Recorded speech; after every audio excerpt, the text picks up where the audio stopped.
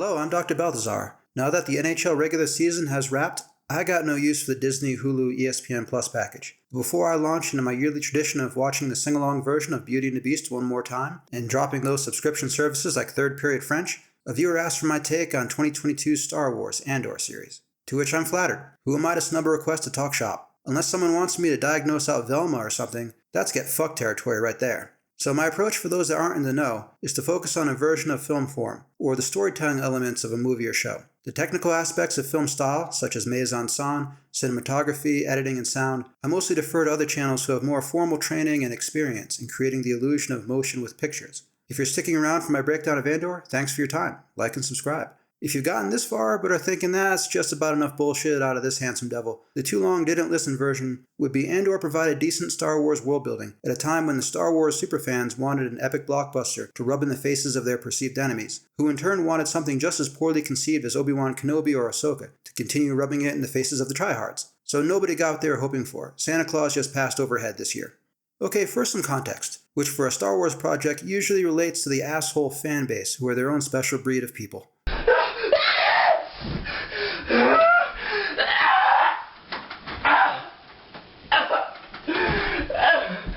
I'm a part of the dipshit fans who saw the original trilogy at a formative age, so it was kind of cool to see some of those characters first return in Rogue One. Those who were introduced to Star Wars with the prequels probably had a similar nostalgia response to the Obi-Wan Kenobi miniseries in 2022. For those who were introduced to Star Wars between the prequel and sequel trilogies, it would be the Clone Wars and Rebels cartoons that created the emotional investment, and then either the thrill or horror at the Ahsoka miniseries in 2023.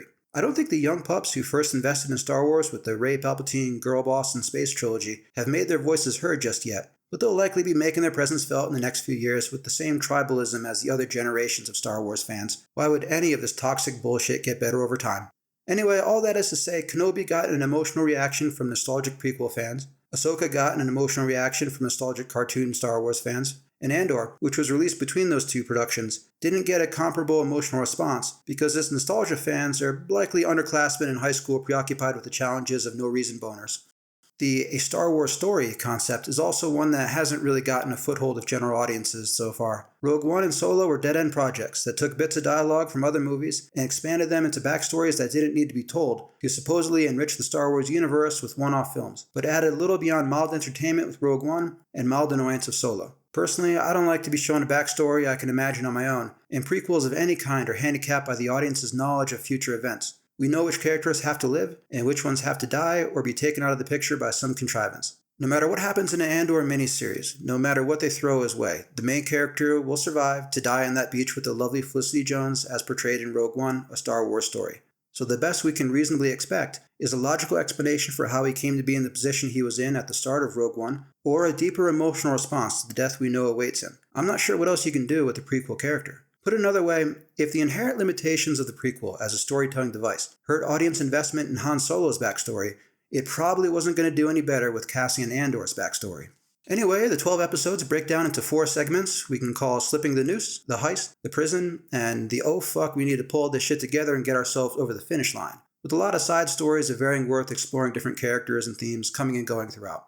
The story opens on Moody Dark Planet 5 years before the Death Star gets exploded, where a mope-faced Cassian Andor is searching for his long-lost sister. It feels like the lost sister angle may have been a significant part of the script at some point in time, but fell by the wayside without completely getting excised out of the final draft. But anyway, it puts Mopeface on a planet where some rent-a-cops push him around, and things escalate into involuntary manslaughter that our hero avoids having to answer for by committing second-degree murder. Various ancillary characters are introduced, an idealistic rent-a-cop that wants to bring Mopeface to justice, a hot ex-girlfriend, her doofus boyfriend a hot girl would never give the time of day to, Andor's smirking surrogate mother, and a scattering of other homeboys. He has a MacGuffin to sell to a mystery fence to get himself off planet space trash before the authorities make him answer for the crimes he is 100% guilty of. It's a ticking clock angle where he needs to slip the noose before it tightens around his neck. Although the rationale for why he couldn't get himself off planet space trash the same way he got himself to Moody Dark Planet is never made believable. There's assorted flashbacks to when he was a child, so we have a backstory and a backstory. Great, we're putting a hat on a hat. I love that. I can't express how little I think of these flashbacks. If it's meant to develop a theme expressing a message on industrialization, it fails. If it's meant to create buy-in to Mopeface finding his sister, it fails. If it's meant to explain why he's trying to find his sister while his mom could give a fuck less, well, I guess it works. But neither missing sister nor flashbacks need to exist, and the series does not benefit by them. He could have been on Moody Dark Planet getting fucked with by Rent-A-Cops for any assortment of reasons viewers would live with. The Mystery Fence arrives to recruit Andor to the rebel cause, and they escape after action set piece number 1, episodes 1 through 3 in the books. Episodes 4 through 6 make up a segment we can call The Heist. The Mystery Fence is a spy master working behind the scenes for the rebels. He hires Mopeface to work with a rebel team on planet Scottish Highlands that's going to steal some space bucks. They're as far from the stylish glitz of Ocean's 11 as is humanly possible for a heist caper. Everyone is exhausted from living in the dirt, they're all terrified of getting caught and killed, and they completely distrust one another. And why wouldn't they? Liars believe everyone lies, and thieves believe everyone steals. We're introduced to the Empire's version of the Gestapo, as well as Mon Mothma, a senator providing funding to the spy master on the sly.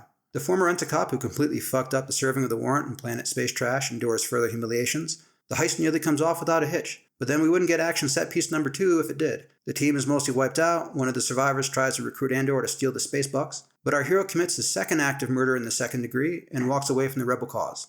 Episode 7 is a bit of a reorientation episode with a lot of moving parts. The Empire responds to the heist by restricting rights and freedoms. For the rebels, this is a good thing, since they need greater imperial repression for their cause to have more widespread appeal. The former Rent-A-Cop gets a soul-crushing cubicle job. The rebels decide to smoke Mopeface to avoid being connected to the heist through him, but our guy is arrested on Planet Beach House for no particular reason, to better express the arbitrary nature of injustice in the Empire and take him out of the mix for a few episodes. He's sent to Planet Space Prison, where productive factory work helps keep the inmates' minds off of homosexual encounters, and the series explores other characters and themes for a while. The female survivors of the heist crew don't have that productive factory work to keep them distracted, so they're pivoted into a romantic couple, exploring the challenges of balancing devotion to a cause with their relationship. Competing rebel philosophies and different rebel groups are explored. Torture sessions highlight the Empire's ruthless commitment to maintaining power and extracting information. Mon Mothma is faced with a great moral dilemma, in which she needs a financial ally to hide her connections to the rebels, but it's going to come at a cost of marrying off her daughter to some prick. Bit of a sell your soul to save your skin decision. A double agent in the mold of Eamon Broy or David Nelligan to the spy master's Michael Collins from Ireland's War for Independence is revealed. Mopeface and the prisoners make a prison break in action set piece number 3 to get things back in gear. Episodes 11 and 12 bring the story crashing to a finale. Cassian's surrogate mother dies. The rebels show some realpolitik by letting a group of allies go to their deaths to protect a mole in the space Gestapo. The traumatic effects of torture are showcased. Everyone rushes to Planet Space Trash to catch Mopeface at his mom's funeral in hopes of unraveling the rebel spy network by taking him alive. Amateurs try and take men in alive. Fucking amateurs. Walter. Or protecting its secrecy by smoking his ass. The mother's droid gives a recording of her in the town square that was about 5 minutes of her arguing that the recorder wasn't turned on, followed by dementia-induced confusion and an incontinence episode. Or something to that effect. I lost interest in whatever the fuck she was saying. Anyway, it inspires action set piece number 4, and in the confusion, Mopeface rescues his ex-girlfriend, former Rent-A-Cop rescues the Gestapo member he's got the feels for, and Cassian Andor joins the Rebel Alliance. Roll credits. For characters, there's too many to explore in depth, but I'll take the main character and 2 from each side, Rebel and Empire. The Cassian Andor character, played by Diego Luna, goes through a character arc in which he starts a series as self-serving and ends it as self-sacrificing. He goes through changes that build his character's value system, which is good. But we're told in Rogue One he's been in the rebel cause for a long time, and his morality has been compromised through that long service, leading him to want a redemptive moment that the suicide mission to steal the Death Star plans offers him. That doesn't quite fit this series. So he was a trash human being who found character, served the Rebel Alliance for the span of a bachelor's degree, became morally compromised in that time frame, creating disillusionment, and he redeems himself through the mission to steal the Death Star plans. That's off. It feels like if you swapped out Diego Luna and gave the character a different name, like, Kyle Katarn or something, nobody would have said, hey, wait a minute, that's the Cassian Andor story. But at the same time, I really like Diego Luna's performance here. The Mopeface name is tongue-in-cheek. He did great with the character, and I'm glad that's the direction they went in. But in terms of the criteria I laid out earlier, did they create a logical backstory and give viewers reason to lament his sacrifice in Rogue One with greater emotional depth? I didn't see it as the same character, so that's 0 for 1. In the novelization of Rogue One, Mon Mothma has a poignant comment about Jyn Erso, that in a kinder universe, she would have walked away from Scarif. I cannot imagine who she would have become, but I think she would have been extraordinary. That's the emotion we're supposed to have with Cassian Andor, but I'm not feeling it just yet, so that's 0 for 2. But maybe in Season 2 they can bring it all on home. Stellan Skarsgård plays the rebel spy master whose name escapes me. His character doesn't go through a character arc or a transformative journey, but in my opinion not every character has to. They just have to serve a function.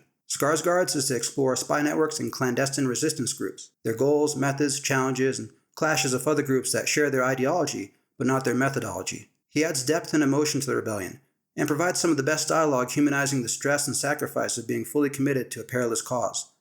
I burn my decency for someone else's future. I burn my life to make a sunrise that I know I'll never see. I don't know if Stellan Skarsgård ever puts on a bad performance, but he didn't here. Mon Mothma, played by Genevieve O'Reilly, is a member of the upper class who gives a picture of what sort of privilege one might expect in the Empire, and therefore a reason why there would be people in the galaxy willing to go along with it. Her husband is one of them, and they do a good job portraying him as someone who just wants to live a life in the conditions that exist, rather than be involved in politics on either side. Not everyone who's in the Empire needs to be evil because... Evil? Yeah, evil. And I think a lot of viewers can relate to an unhealthy relationship in which the participants have drifted apart, making it loveless as opposed to dramatically abusive. As a reform-minded senator, she also portrays the frustrations of trying to improve social conditions from within, which is important to understanding revolutions. If liberal reformers can make things better, radical revolutionaries never get a foothold with the general public. So efforts to improve the conditions in the Empire being stonewalled contributes to the audience's understanding of the growing appeal of the rebellion. She also has the stress of a double life. As a financier of a faction of the rebellion, she's dead as fried chicken if anyone finds out, and there's people watching her at every turn. O'Reilly does a great job portraying the stress that would come from such a life of subtlety. Watch for the way she loosens the clothing around her neck to express anxiety. Most people who have lived in states of continuous stress know there's times where that top button, necktie, or whatever suddenly starts to choke the life out of you. Mon Mothma also has a storyline angle that the Empire is about to discover some financial discrepancies and catch her out, and they present her with the sell your soul decision to marry off her daughter for some space bucks. But it's a choice made easy by the daughter being all in on the idea, so it carries little emotional weight. Also, she pins the financial discrepancies on her husband's supposed gambling habits, which feels a bit too easy to disprove to actually get her out of the frying pan, but whatever. On the Imperial side, the Rent-A-Cop, played by Kyle Soller, is a fascinating character, though I still can't remember his name in universe. He starts out as part of a security force rather than a member of the Empire proper, like the Jewish ghetto police in places like Warsaw during World War II, instead of a Nazi proper, but maybe without the same degree of, how can you do this to your own people? Anyway, he's a part of a group that is elevated to far more influence than they deserve by virtue of the Empire outsourcing their security network, and of course they're drunk with power and abusing it. His supervisor is a pragmatist who's trying to find a way to keep the Empire at arm's length, but Rent-A-Cop is an idealist. Right and wrong are black and white concepts, authority is never to be questioned, and life doesn't have gray areas. He probably isn't wrong in pursuing Mopeface for the double homicide. He probably isn't wrong in taking a security force to Planet Space Trash to issue the warrant for his arrest. His nervous and stilted speech to inspire the troops probably isn't as naive and embarrassing as it's cleverly presented to be. There's no room for doubt on the path to success. But that's the thing with idealism. It often doesn't translate from concept to reality the way we imagine it should. After he botches the arrest and takes the blame for the associated embarrassment, the character pivots into a drone toiling in the Imperial data-gathering machine, and we get another presentation of an unhealthy relationship, this one between a mother and son. This poor bastard is run down at seemingly every turn by his mom, and it's not uncommon for people to seek out groups in which their self-esteem can be supported if personal relationships of family or friends don't do that. Were it not for his concrete understanding of right and wrong, he'd be a member of the rebels. Instead, he's a devoted member of the Empire who isn't evil per se, just very literal in how he sees the world, and is maybe looking for a way to overcompensate for low self-esteem. The one misstep they make with this character is pivoting him into what seems like a potential romance with the Imperial Gestapo baby girl, instead of committing to a tragic figure the Empire completely chews up by season's end. That Imperial Gestapo baby girl, played by Denise Goh, whose character name I also never bothered to commit to memory, that's 2 for 5 for those keeping score, failing grade for Dr. Balthazar, gives a look into the inner circle of the Empire's secret police. On one hand, we have a social climber who's using political gamesmanship to advance her career. Her clashes with a rival in the Space Gestapo get that sort of opportunism across. It's a bit of a defense lawyer mentality, many of whom look at what they're doing in a courtroom as something of a game to be played with whatever methods exist to win, because that's just their job, not because of a genuine belief in something. On the other hand, we see traits of sadism, with the casualness of ordering tortures and executions, so maybe her devotion to the Empire comes from being given permission to do things that would be deemed morally unacceptable in other contexts. There's a few reasons to accept why a competent, intelligent individual would commit herself to the Empire to better understand her without agreeing with her. The character misstep I referred to earlier is when the former Rent-A-Cop is clearly there as a tool to be used and discarded, and yet she brushes him off like a pretty girl at a bar. A calculating member of the Imperial Secret Police would absolutely exploit this poor bastard to some selfish design. Schemers scheme. But on the whole, it's a look into the mindset of the Empire that doesn't reduce things to cartoonish evil because... Evil? Yeah, evil. For world building, the series does more to embed the Star Wars universe in believable human behaviors and emotions than anything released on large or small screens before or after. Some may prefer fan service and constant action in their Star Wars, which is fine, plenty of projects to scratch that itch. But in terms of world building for adults, there's Andor and I'm not sure what else. There's no glamour associated with being in the rebellion. It's all stress and sacrifice without a lot of gratitude or payoff. And the different members of the rebellion showcase believable human responses to such pressures. We also have rebels that are true believers in the cause, along with participants driven by self-interest, some for profit and others just looking for an excuse to feed their hatreds. Presenting the different sides of the conflict in a grayscale, rather than having the rebels all good and Imperials all bad, gives the conflict depth, complexity, and believability. Little things like the Imperial officer wanting the rebels to let a young boy go during the heist humanizes what has usually been presented as just one-dimensional villains. The Empire as a collective entity is spoiled by past success, making them arrogant, inefficient, and unwilling to make honest appraisals of their assets and liabilities, which allows them to be simultaneously powerful and vulnerable, rather than invincible than incomprehensibly dumb as fuck when it's necessary for the plot to stumble forward. Even mundane things like the need for massive labor, capital, and materials makes the world of Star Wars more grounded in a reality that makes sense. Compare that to the Rise of Palpatine's end sequence, in which thousands of Star Destroyers just manifest out of the ether, because it's a space opera. Who gives a fuck how things happen? They just do. Up they go. For themes, we have morality as a gray area, rather than good being all good, bad being all bad. You can find people doing right for the wrong reasons, and others doing wrong for the right reasons on both Rebel and Empire sides. We have true believers in causes, mixing with opportunists seeking to advance self-interest on both sides. We have a clash of idealism versus pragmatism, or the theoretical concept of the way things ought to be versus the way they are. We have a question of where the line should be drawn between one's commitment to self and one's obligation to others. We have something of an exploration of unhealthy relationships, one in which jealousy and insecurity leads to a bad end with a hot ex-girlfriend and doofus new boyfriend, one in which mutual disinterest and competition leads to unhealthy husband-wife and parent-child relationships of Mon Mothma and her husband, and one in which prioritizing the cause so far above the relationship leaves the former heist leader feeling like an afterthought, kind of like dating a single mother. It's a relationship of convenience and neglect, not healthy to be endlessly trying to prove yourself to someone who can't or won't make time for you.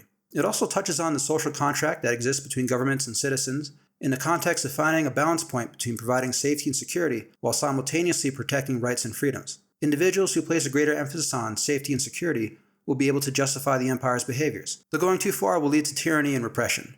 Those who place greater emphasis on rights and freedoms will be able to justify the rebels' behaviors, though going too far will lead to anarchy and lawlessness. Some themes are better developed than others, but it's nice to have a few ideas to mull over, rather than more space wizards swinging laser swords, assholes riding rancors and all dirt moments, deep fakes, and all the other Star Wars bullshit. In conclusion, I like Andor, because it tells a grounded story with some character believability that gives me some ideas to consider. It's understandable why minimizing the action sequences may turn off some viewers. If Star Wars is a dopamine hit of flashing lights, sounds, and colors, listening to dialogue of any kind, well written or poorly written, well acted or poorly acted, isn't going to have an appeal. I think the world building is great, the themes it touches on are good, and the characters and story are interesting enough. People looking for a reason to jump on Disney for pushing girl boss bullshit and social agendas didn't get another exhibit for that ever-growing case file, but people looking for a melodramatic space opera with constant action and fan service didn't get what they wanted either. Last I heard, Season 2 is coming out in 2025, so it'll be interesting to see what they build on and what they move away from after the tepid response to Season 1. For those who like themselves the suspense of a slip-the-noose ticking clock, my prescription is Carlito's Way. For a story set in a prison, it's the Shawshank Redemption all day. And for those that are interested in a grassroots perspective on rebellion, The Wind That Shakes the Barley is my prescription. I'm Dr. Balthazar. Thanks for the view. Like what you like, don't what you don't. It's all your call, Kemosabe. Take it easy, everyone.